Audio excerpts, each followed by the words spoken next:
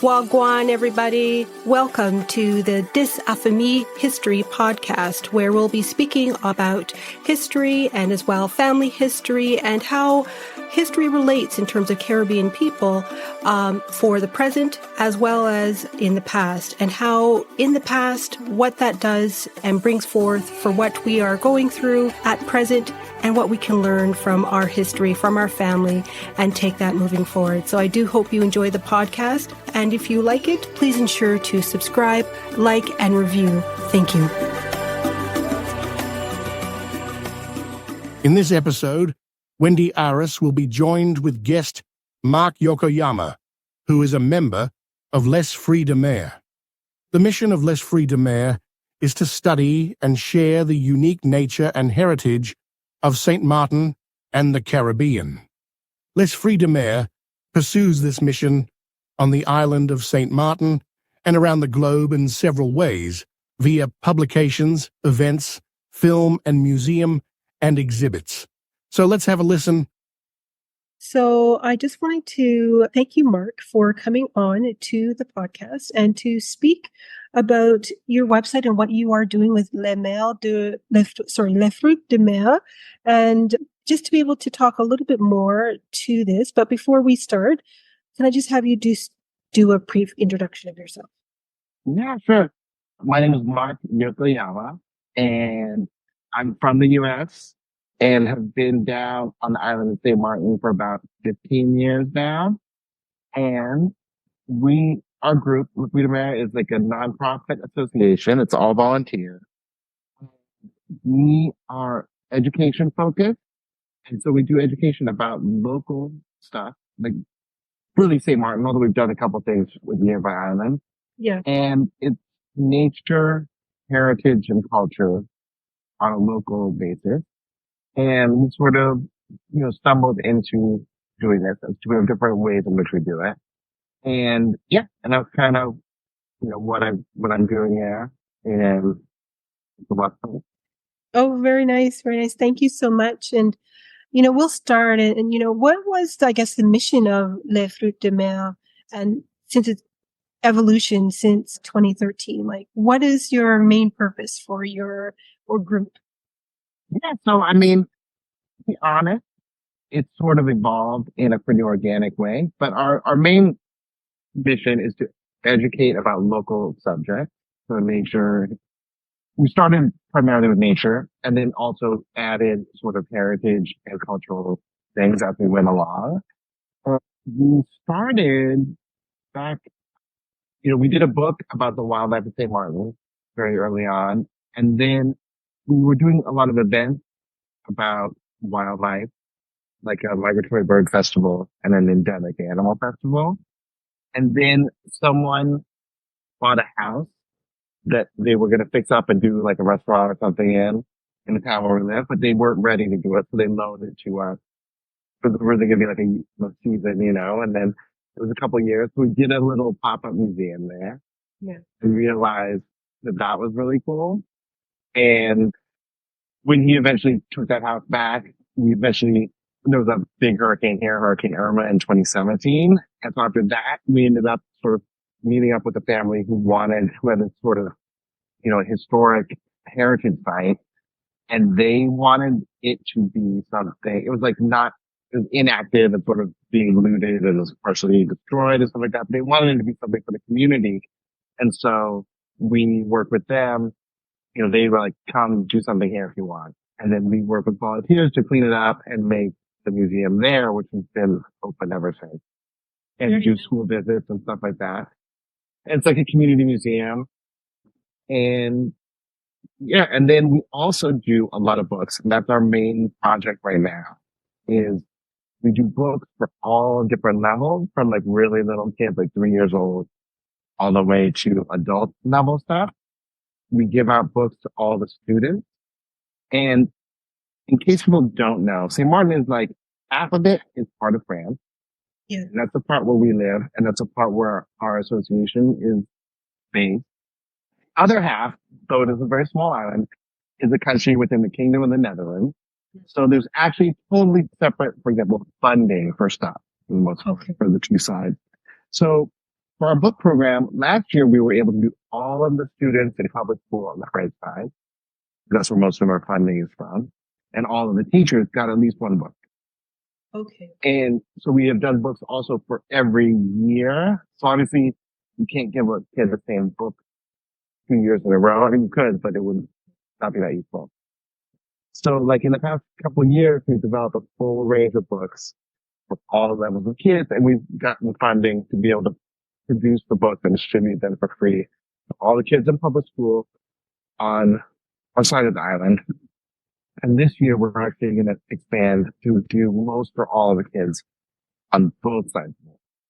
And this is, I think, the most interesting project because it's literally reaching every single kid on the island, which is something that, as a very small group, we can't, even having kids at the museum, you can't have every class come to the museum. Yeah. You know, I mean, it would just be like, you would have to have employees to handle it. So like the book thing is nice because once you make it, you can print as many as you want and then get them. And then you're working with kids. And like, for really little kids, it's like coloring books, but with local animals, things they would actually see around them. And then as you get older, maybe you're practicing writing the names of the animals. You're learning, if you're able to read, you can really read about animals and stuff. And we also get more into cultural things. And then we also work with local authors to create, for example, a poetry anthology we did in 3 languages of like the best poet of the island. Yeah. And we gave that to like all of the last year in high school students, so like 700 kids got it last year. Wow. That's great. And then we also do a lot of oral history. So like that's another thing where we're able to tap into and make sure that there are local voices. Because obviously, we're just kind of doing this because we got interested in it and it became a thing somehow that, once we started doing it, bit by bit, sort of grew. But you obviously want to make this a program where it's the people of St. Martin, especially when you're talking about heritage and culture, that are the ones, the voices that are represented. And so, like, you can't necessarily go make someone write a book, but you could, like, facilitate someone who's already written books getting their stuff into the schools in a different way. Or you can go interview people and get them to tell you their story and then figure out ways to share their story. So that's kind of how we've been doing it so far. And then we also are working on, we've done a couple of them, but doing workshops of showing people how to make an activity book. So sort of brainstorming, what is the theme of the book? And someone might be like local, boat building, like traditional boat building. And then how do you build the different activities and build the education into them? So that's another way where we're hoping to make it a program where people are actively creating the books, and then we're sort of just facilitating it, in that way. So that's like our biggest project, which is very cool, but it's also a lot of work. We're making a lot of books, and they're all like bilingual or multilingual. So like, No, definitely. It sounds like it's very interactive. It would be very involved, very, consuming everything as to what they're doing and really digesting of what they're learning as well, right? So do you have any other current projects that you're working on as well, or is this just the main one with the books? The books is really the main project right now. And like part of it is that like it takes to have enough books to go from like 3 years old to like 18 years old and give you a different book every year. It's like, that's a lot of books, right? And then in some places, because we're getting a mishmash of funding from different sources, some places might have the funding where we could give kids 2 books per year, And so then maybe we're trying to do, well, what if we had 2 books for each of these certain years or whatever it is? And then, at the museum, like we are doing a new book, for example, of just about the subject at the museum. So that when kids come to the museum, they can get that book. Yeah. And it's not going to duplicate what they're already getting. So it's like, this part of it is pretty challenging. And And we've done a couple big projects. We did have someone do an autobiography, a local artist and author. And so she had been working on autobiography for a long time. And it's really amazing. And it tells a story that's like it's a story that many people here would identify with because you had a lot of movement of people, like people went in the late 1800s, people went to Dominican Republic and like San Pedro de Macorís to work in agriculture. And her grandfather did that. And then in the 40s, a lot of people from St. Martin went down to Aruba to work in oil refinery. Yeah. So like maybe more than 10% of the population was down there at that time. And so she was actually born there because her parents were there. And so and then she came back later. And then like, it's just like an amazing story that really, really resonates with, I think, a lot of people because several generations have been impacted by some of these things. But that took a long time. So like, the book is really the biggest part of our effort. And the museum is also important because you get to have that quality time with school groups and summer camps and stuff like that. And so we're still doing that. And then we scaled back on events because we're doing it just lower key events because we have a lot of book launches and stuff. So it's just like, we'll do it Saturday morning when we're already at the museum. We'll do a little book launch. But we're not like putting so much energy into events because at some point you have to scale something back in order to do whatever. And like stuff like social media, I'm not paying attention to that, but like the thing about the books is that like they could be around for like 100 years. And so it's a better use of time to do something that's going to impact, even in the short term, it's going to impact thousands of kids, and then, so yeah, just a better use of time than like certain things where like, if you do an event about animals or wildlife, you also get sort of like the people that are able to go to that event, I mean, you can bus in kids and we work with groups to bus in like groups of kids, but otherwise you have a certain like, often, a wealthier class of person who's like looking out for those educational activities on the weekend and has the resources to go do it and transportation and et cetera. And then a lot of people who are maybe working really hard don't have the time to dedicate to that. Mm-hmm. So I think that like by reaching every kid in the public schools, then you're really going across the board into like all of the communities. And it's not about who can come to that event, who has the resources. Yes. Yeah, definitely. And how does, with Le Fruits de Mer, how does it balance, your focus between nature, culture, and heritage within the projects and the initiatives that you are pretty much going on? Yeah, I mean, it's pretty organic. I would say that like we started off being really, really wildlife focused. And then at some point we did a thing with like plants. And then we're like, oh, all these people are into plants, and then, which I mean is obvious, but still, if you're doing a wildlife event and you add plants, it's kind of revolutionary from your own narrow perspective. But then of course you realize that most people like plants. And then obviously plants get you into a very cultural space because there's all these plant medicine traditions, there's agricultural traditions, all these things going on with plants. And so I think that it's just been a gradual expansion from starting with like a wildlife focus, then doing sort of all of nature. But then as you get into that, you're getting into the culture of plants and stuff like that. And then when you get into oral history, then you're kind of getting into every aspect of culture. And, we've always been big fans of like the local literature, There's been like a really great, publishing house on St. Martin, for many decades now. And so and there's been a book fair for like 25 years. So we've always been lucky to have access to that part of culture as well. So as we've been, at the museum, for example, we did like large poetry panels featuring just like a bunch of St. Martin poets.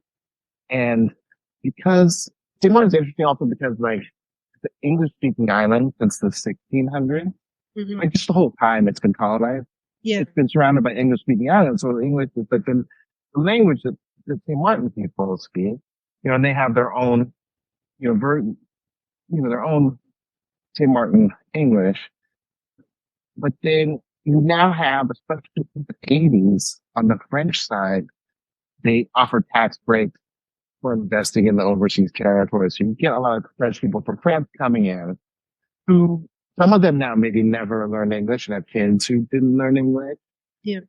And you also have, some immigration from places like Guadeloupe and Martinique, which are French, typically they have their own Creole, French Creole languages there, but they're more Francophone. They're not really English speaking.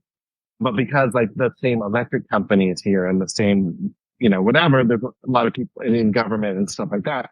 So a lot of people come up here. So you have you have a group of people that maybe don't even have access to the local culture. Because if you have all the local poetry is in English, which essentially is, then if none of it was ever translated into French, then the people that don't know English just have no access to the poetry and what is the content of that poetry, etc. So we also did like translations of the poetry, not us ourselves. We had a local translator who specializes in poetry, who knows both languages very well, do the translations. And so, that's the way that we sort of were getting into the literary aspect of it and also getting some of those local voices. And then out of that came like one anthology of poetry that we've done. And we have another couple in the works for the future. Wow. And so, yeah. So, and then also being able to put it in the schools, I guess, you can't just do a book only in English and get it. And you could give it away, but it's not going to be as useful as a book that is bilingual or multilingual. So all the stuff we're doing is either bilingual or or even more than two languages. And like, if you can imagine, like the French school system, it's essentially done on a lottery, kind of where you get assigned a team. And until maybe the last year or two, if you were from St. Martin, you couldn't request to come back here. So even the very few teachers that were from St. Martin would maybe end up working somewhere else. And you have teachers where the entire class maybe is English speaking.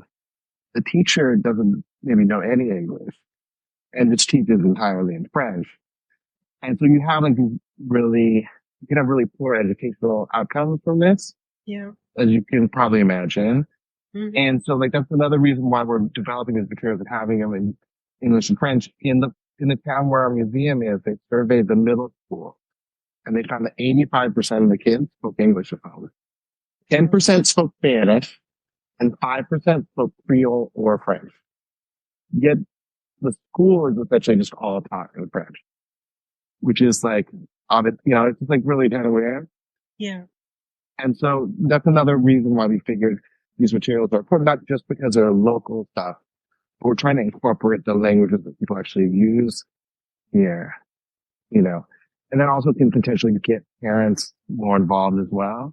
Yes. Because if you're a parent who's like really your language is Spanish and your kid around, after school is connected with friends in English and then schools in French, and then you have a little bit of all these things in it, ideally, so that everyone can be involved in the education process. No, for sure. And that just sounds like there's a lot of complexities too with the language piece of things, where if the parent is just speaking English and the same with the child, but yet they're being taught in French, that would be a challenge as well. So is this part of the heritage backup project? Like, is this part of the, in terms of preserving the cultural heritage? Like, could you just speak to that a little bit? Sure. So like the heritage backup project we did, it was during the pandemic time, and we knew that people were, and just to explain what it was, like, people were obviously at home and they're often in multi-generational homes. Yeah. And we had been a few years previously through a pretty rough hurricane, Irma. And I think that like there was on people's mind, about like losing a lot of stuff, like personal documents and photos and stuff like that. And then also sort of the isolation of being sort of, sequestered at home. And one of the things, so during this time, what we did it was a series of newspaper articles, and then we also sort of bundled this together as a little ebook. Was we tried to encourage people or give people, some basic how to on doing stuff like how do you maybe digitize some of your stuff, even if you don't have a scanner at home, and what's the best way you could take a picture Yes. of a physical picture or this kind of thing. And also like, if you're home with your grandparent, how could you interview them, and find out more about this and that. And so it was kind of like designed to be like a little handbook to sort of allow people to do some of this, sort of cultural preservation work at home. And to be honest, found it interesting. I don't think anyone really did it. I don't think I think people like, this is a great idea. But like, unless you actually, are, people don't do stuff on their own that easily. If it takes more than that, you know. So, I mean, maybe some people did some stuff and that we don't know, but like, it's an interesting, I think the resources are good and it would be a good thing to pick up with at some point in time, like if we, start working on an oral history project with a high school or something like that, then we have those materials there, or if someone came up to us and wanted to do a project, it's already there. We can be like, hey, you can use this. And we did tap into a little bit. We started getting into a little bit of like, where can you find out genealogical information and stuff like that. But so like, and what it is in a way, I mean, we do some of that work ourselves. So we're doing oral histories with different people, and in different projects, we might be scanning, their old photos or stuff like this or documents. So like we do that, and it was kind of like it's making this process more available to people. And I think that like, my guess is if you really wanted people to do this, you have to do more than just make the process available to them. You have to really you have to have some you have to have a more hands-on approach. Like if you did it at the class with high schoolers that had an output, I think it could work. But, or if, or if there was a club doing it or something like that. It's one of those things where I guess like, I don't think we didn't really figure out the way to make it, a thing that people were self-motivating and doing. But it was an interesting thing to do and to put together especially during that time period. And that might be sort of a challenging time frame period as well, right? Because everyone was in lockdown. Yeah. And people, also like you're always losing the older generation, but it's like, it was at an accelerated pace for sure, So I think that like,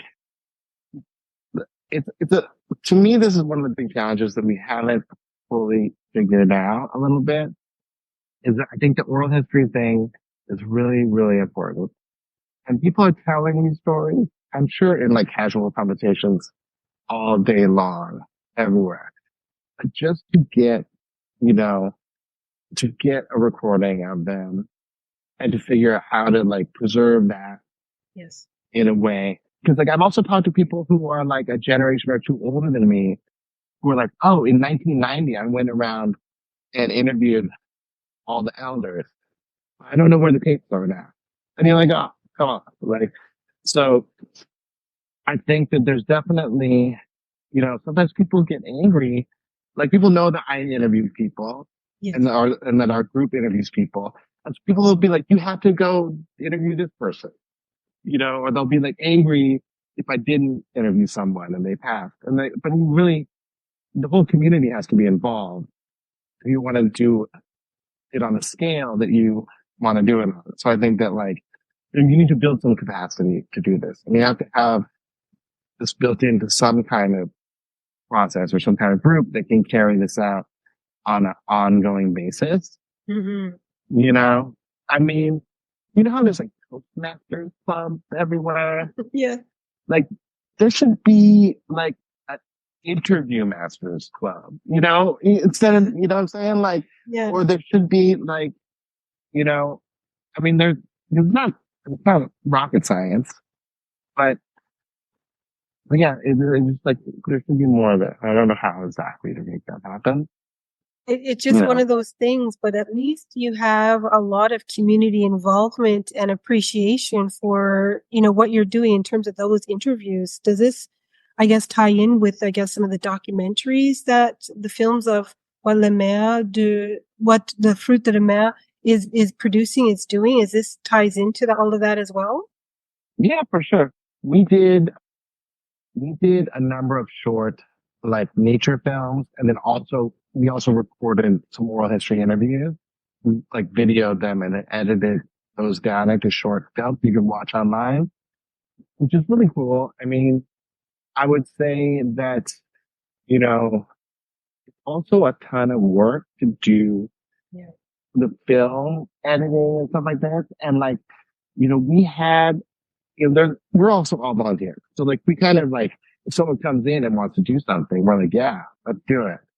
But then if that person moves on or whatever, then, so I know that we had someone who's really into filming for a while. And so we did more film at that point. And then when they moved away, we sort of were like doing that. And I would say that like the films are really great. Obviously you can hear and see the person. So it's really personal, you know, and I mean, sadly, sometimes, especially if you're doing this with elders, the person will pass. Yeah. But then, like at that moment on social media, then often like the video that we did a video with someone will share that, and people will get to have that moment with that person, Mm-hmm. or if they haven't passed, people can have that moment with that person too, obviously. And I would say that, yeah, so like we have not done a lot in video lately Okay. because it's just, I mean, because again, it's sort of like choosing what you do, kind of. So instead of doing a video, more of what we've done lately is doing an excerpt and putting it into a book of oral histories or whatever, which is in some ways it has some advantages because you don't have to worry about setting up all the equipment for filming. Mm-hmm. You also don't have to have the perfect audio, because you don't have to be the person. Yeah. If the person is reading on the page, it doesn't matter if there's a dog barking in the background or whatever is happening, So like it makes it a lot easier to just go out and grab the interview and not worry about everything that's going on around you. If you know that you're going to be able to have the audio and then have a selection of that printed out rather than worrying about is the lighting right or whatever. I think maybe also people are a little bit less self-conscious. Mm-hmm. There's not a lot of equipment because you just have like a little recorder or whatever. People are not really, I mean, you forget about it instantly and then you just talk. So I think that like you would totally go back and do film. Or like if if someone motivated was like, let's film a bunch of these. And we actually have a project that we're trying to get funded and it's like a partnership thing. And then the partners on it are going to be doing a documentary film with seniors. And then we're going to also be using the same interviews to do a book. So that will be a thing where, because they want to do the film part and like, we want them to do the book part, it'll be available both ways. And maybe normally since, if an interview is 45 minutes, Yeah. maybe they're using a few minutes of that interview in the film and maybe we're using totally separate minutes of that interview for the book.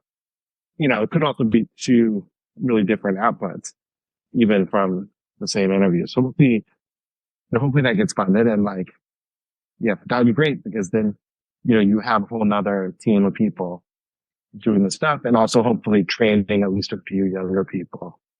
And also like the young people, they should have these skills, right? Yes. Yeah. And the video skills and like, if they could just not film themselves for a second and film someone else, I mean, I love the young people, but like, we got to get them interested in old people. I don't know how to do that, but I guess make old people interesting, Yeah, definitely. And it translate whatever skill they already have into something else, right? And then is this the main project you have upcoming, or is there anything else that is coming from Le Fruit de Mer? We have a bunch of books coming out still. So we're still trying to like plug in all those little little holes. We're doing, I have a book that I'm helping someone do, and it's fantastic. It's homemade games and toys and instruments and traps and ovens from the 40s and 50s. And he basically drew sketches of all the things that they would make as kids Yeah. before you could buy toys on the island, you know. And then he drew them out and did descriptions of them. And then I also did interviews with him and with other folks we knew about the toys and the stuff like this. And, it'd be like, they would make these big boats out of like gumbo limbo and race them in the bay. And so you're talking to one person, he's like, Honey Boy used to make these boats. And then you talk to the next person, and he's like, a lot of the boats they said Honey Boy made, I was the one who made them.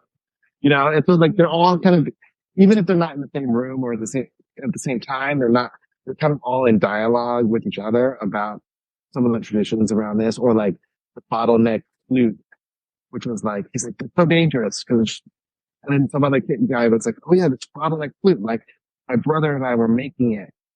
And when he was smashing the bottle, he cut me. And then we were so afraid of when our mom got there, we were going to get in trouble, So just kind of, so this book, I think it's going to be fantastic. Although, like, it is kind of like a lot of dangerous stuff, but so be it. We're not telling anyone that they have to make it, but it's really cool.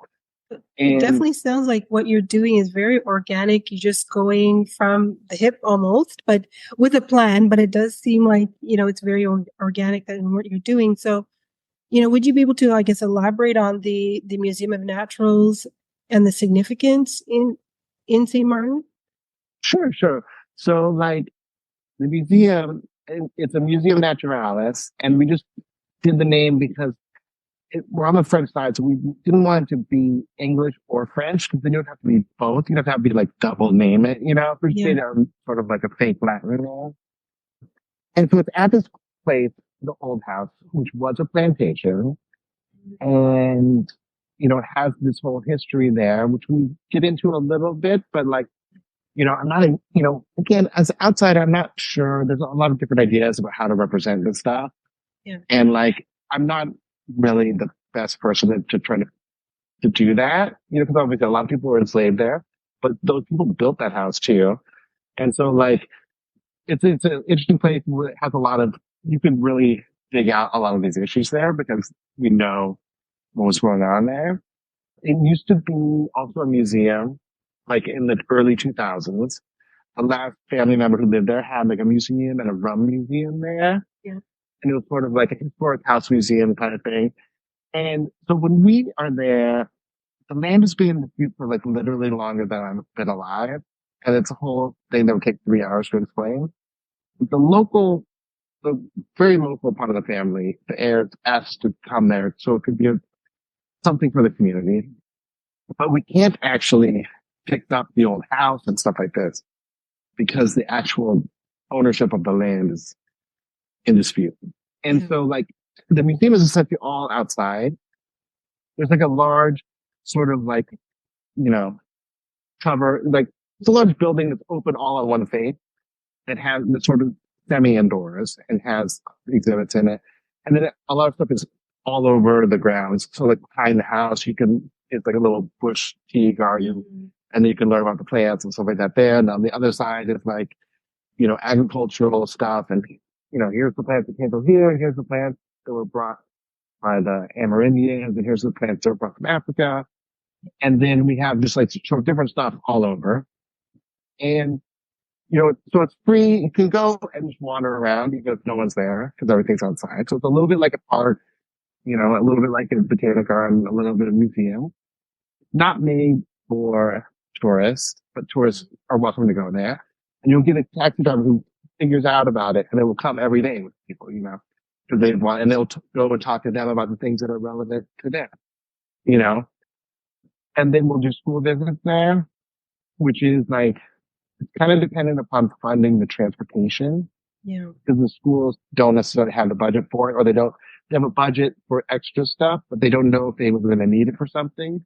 Yeah. So they'll only give you a buck at the very end of the year if they know that they have the leftover money or whatever, So we do a lot of school visits, and we do it as a very, we'll do activities with the kids best is like 8 to 12, give or take.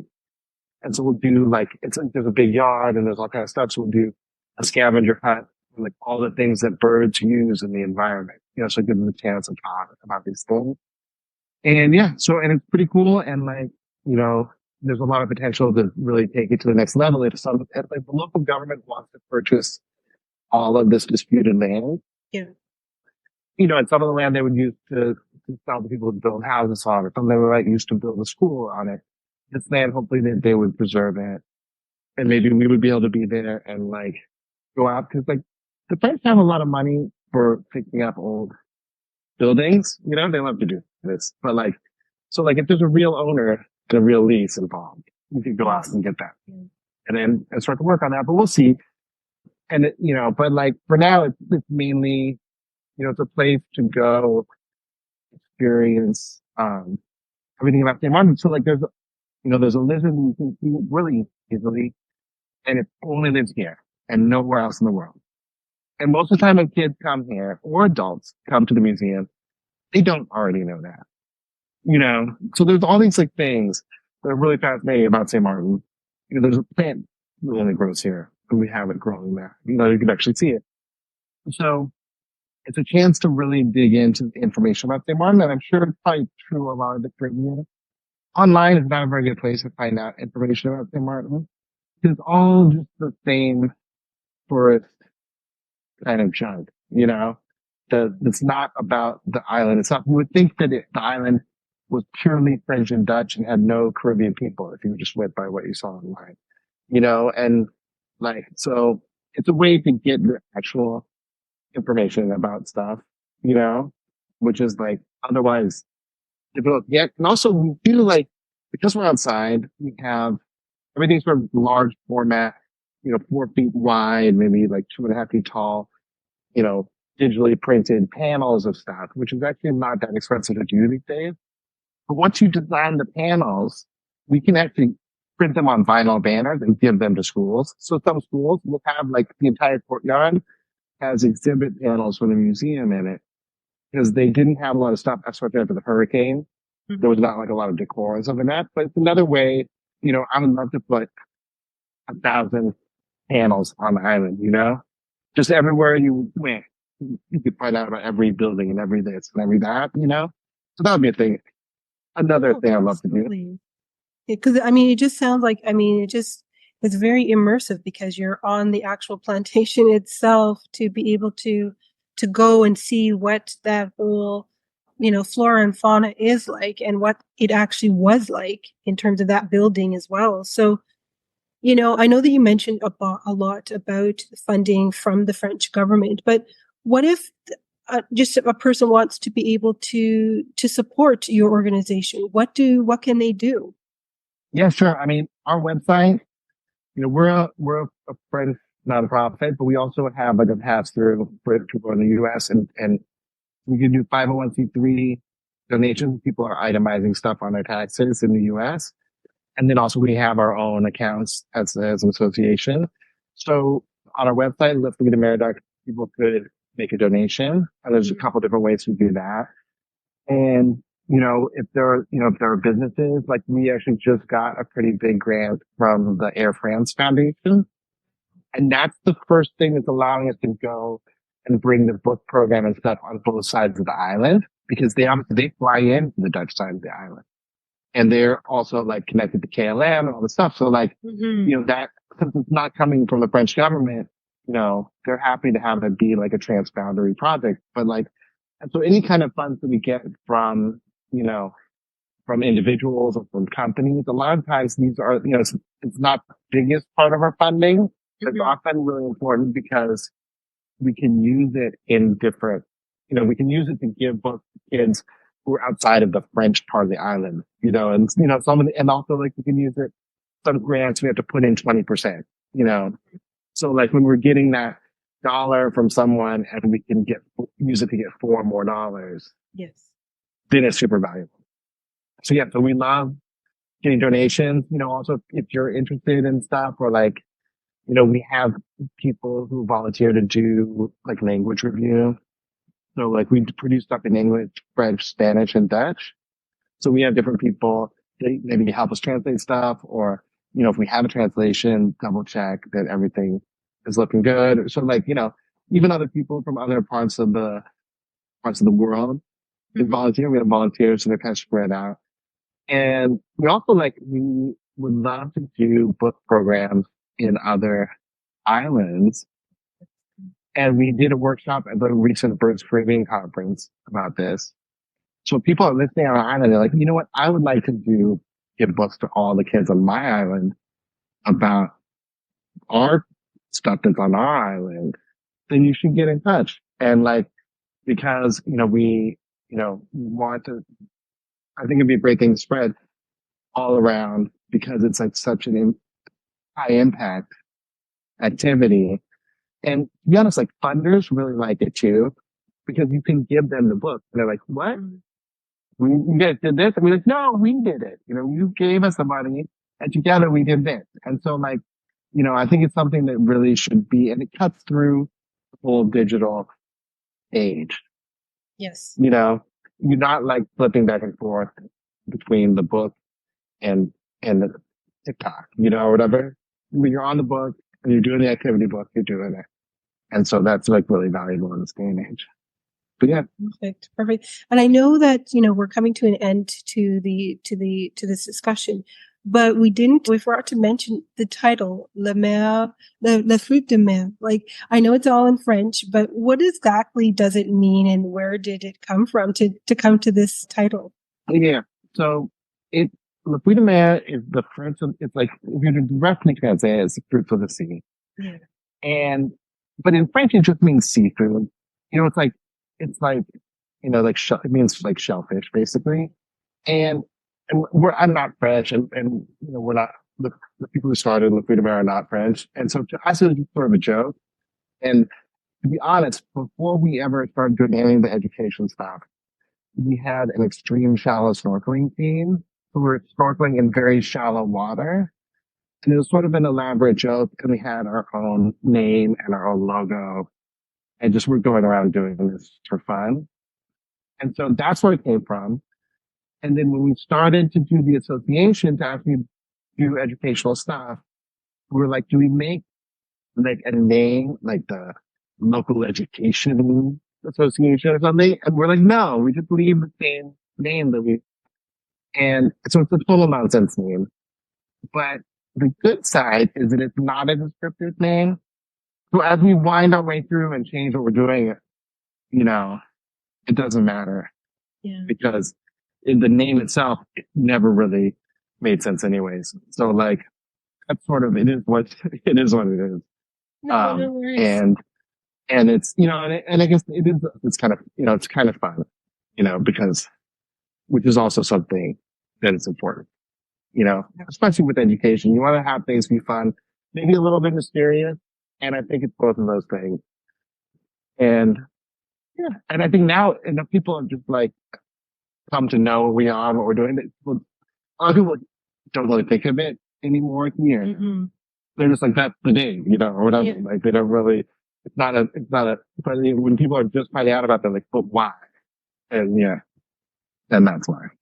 No, perfect. No, thank you so much, Mark, for coming on and to the podcast and to speak about Le Fruits de Mer, because it's been rather interesting and it kind of ties it all in terms of expanding, your reach to how everything kind of connects. Everything is interconnected. So thank you so much for taking time out and coming onto the podcast and speaking. Thank you. Yeah, it's a real pleasure. Thank you. Hoped you enjoyed this episode, and if you did, please make sure to follow, subscribe, and write a review for the episode wherever you listen to your podcast. Thank you.